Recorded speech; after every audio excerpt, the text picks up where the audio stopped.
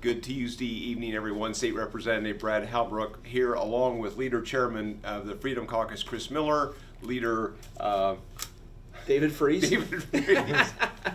Been a long day. It's been a long day already. And we have on the far left, just in position only. Yes. Not ideologically. We have Leader Will Howard. Welcome to tonight's live stream. We're off to a rocky start already. And that's the way it is. That's kind of the theme of the day here in Springfield. We gavelled in sharply at 1 o'clock, and we began to have lots of points of personal privilege on the other side to honor a retiring state rep that we think a lot of. She is leaving the General Assembly to become a judge, a circuit judge in DuPage County. Yeah. So that went on for probably 30 minutes, that love fest. Gentlemen, anything you want to add to that little time in good riddance here in the General Assembly. I'm sorry, DuPage County. I can't believe that Tara Costa Howard is getting a judgeship after probably the most partisan person in Springfield, and that's saying a lot coming from this group here. Right. Yeah, so just to close the circle on it, Tara Costa Howard is taking a judgeship in DuPage County. She's the author of HB 2827, the terrible, terrible home and private education bill. She is leaving the General Assembly to pursue greener pastures that will undoubtedly increase her take-home pay, without a doubt. So a couple of the big things. Historic day yesterday. That the hostages were returned to Israel. The live hostages were returned back to their homeland in Israel. And then Speaker Madigan went to federal prison for the next 7.5 years of his life at, I think, 83. Gentlemen, what do you think he comes out alive out of that deal? Well, so if he's going in for 7, he'll probably do 3. Okay. If I had to guess. I mean, there will be sentence reduction, quote, good behavior, so he won't serve all of that. And so he'll come home, I think. Okay. We were kind of wondering if maybe they could put him on a work release program to bring him back as a speaker.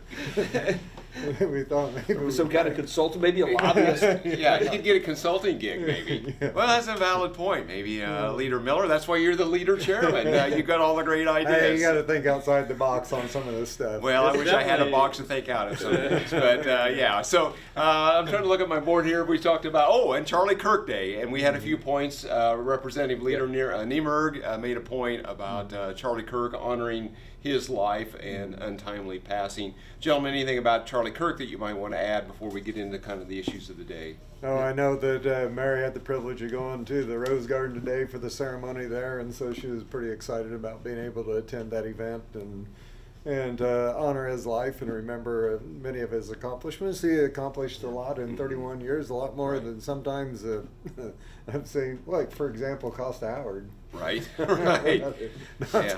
Not to beat that horse, but another thing is that we don't want to forget that we did celebrate Christopher Columbus Day yesterday. Another big day yesterday, Christopher Columbus Day. I mean, this was like huge. Yes, it was a big day, October 13th. Yeah, exactly. Well, gentlemen, there's lots of bills, lots of discussion that's going on in the General Assembly. I'm not really sure we're going to see a lot of activity. Committees that were supposed to be for this afternoon got canceled.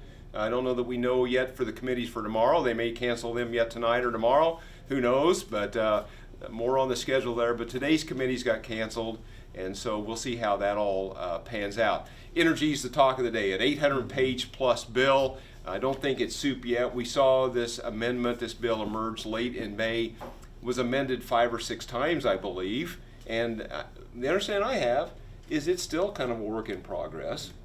But gentlemen, we know one thing, or maybe we know lots of things. There's nothing in this bill that makes it cheaper for people that buy electricity in the state of Illinois. No. We know that for sure. Right, unless they're going to build a new coal or gas or nuclear power plant, your energy prices are going to go up. That is the bottom line of any legislation, energy bill that comes out of this General Assembly. Right. Yeah, lowering energy prices in the state of Illinois is going to require the Democrats and the far left to abandon their religion, their climate scam religion. Right. That's the only way that you're going to substantially lower energy costs. You're going to have to increase production. To do that, they're going to have to abandon their religion, and that's going to be a really tough sell for them. But the folks out there need to keep putting pressure on these people. Keep letting them know about doubling and quadrupling energy bills. That's the only thing that's going to change this stuff. Well, gentlemen, we've talked about it in the past. Illinois has had and still has lots of advantages for people to live here, work here, build a business here. Lots of infrastructure as far as interstate highway, roads, railroads, bridges, and we've had low-cost energy for decades. And the Democrats have done their level best to mess that all up, and they continue to mess it up as they re-regulate an industry that they deregulated back in '97.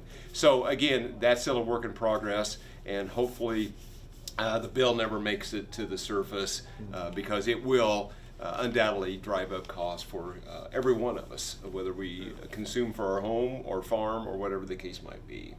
Yeah. Everything we're seeing is they're basically doubling down, right, Brad? Right. I mean, they're not. Well, and to your point about this is their religion. So when you start talking about bringing coal back on or relaxing these closure dates of coal and natural gas, I mean, it's just blasphemous to talk about that kind of thing. I mean, it's just blasphemy. They don't right? believe in God. They believe in climate. They believe in climate. Mother Nature is their God, the almighty tree. So anyhow, all right. Gentlemen, the next topic of the day is ICE. This has been in the news as ICE has moved into Chicago to try to restore some law and order, try to protect the federal assets that are in the city.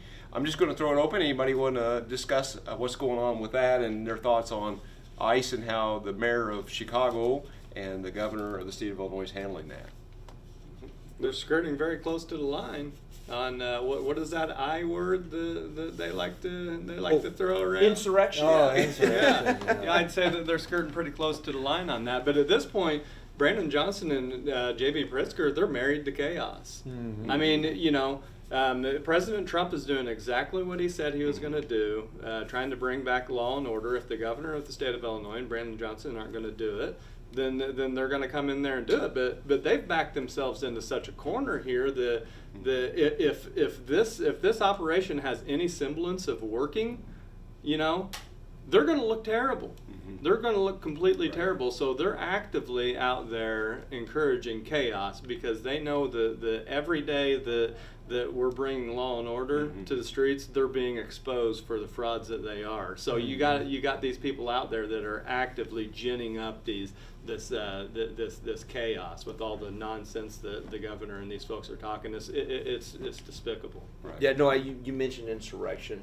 And one of the things that baffles me about this conversation is the fact that we have a governor and a mayor who openly admit we are not going to abide by federal immigration law.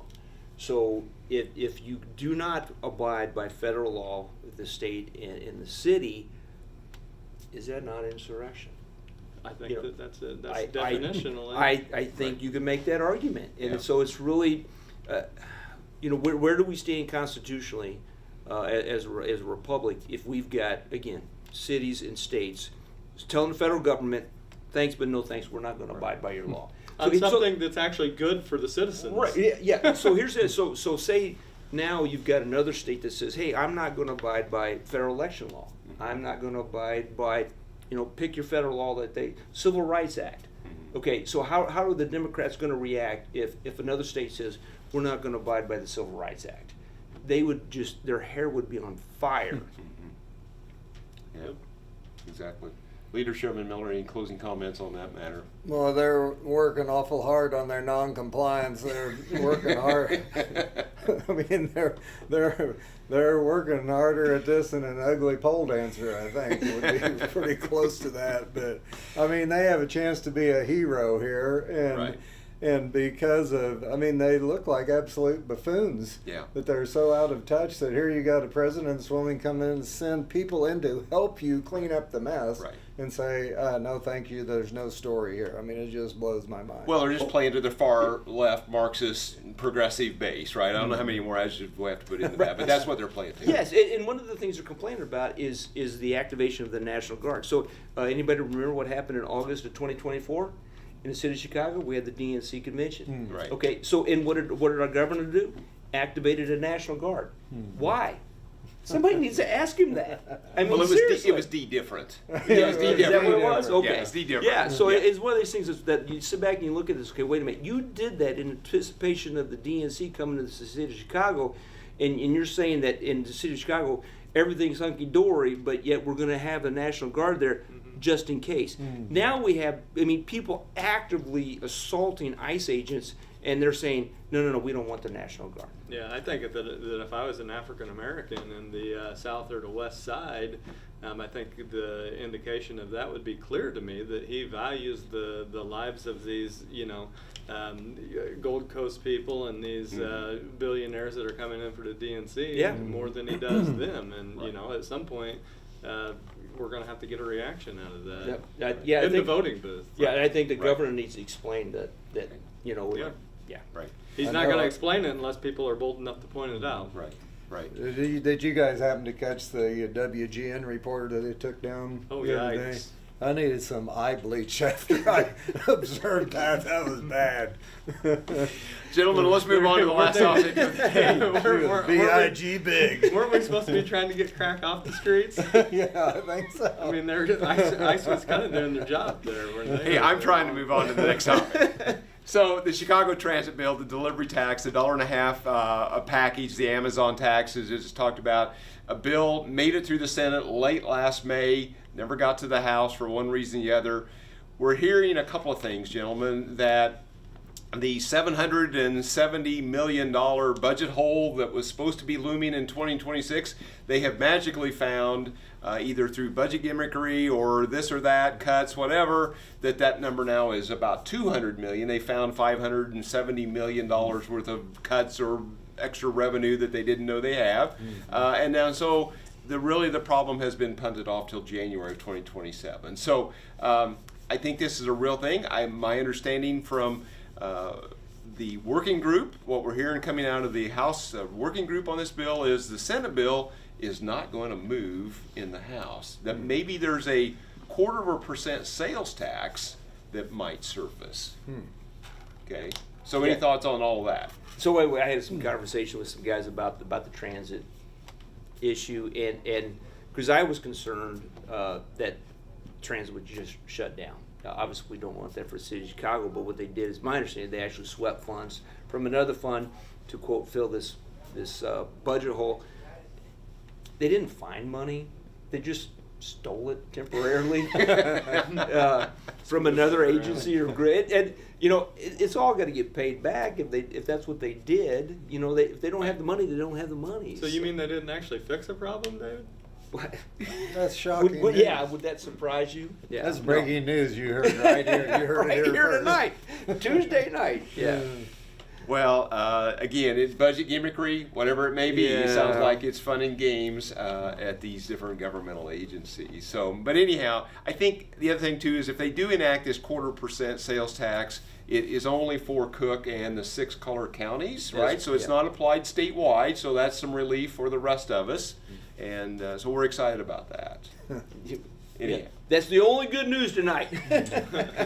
All right, let's do this. Any closing thoughts, comments about anything? I know we've got lots more topics that we can cover, and if tomorrow's schedule is anything like today, we may be able to come back and do something tomorrow yet to kind of update everybody what's going on.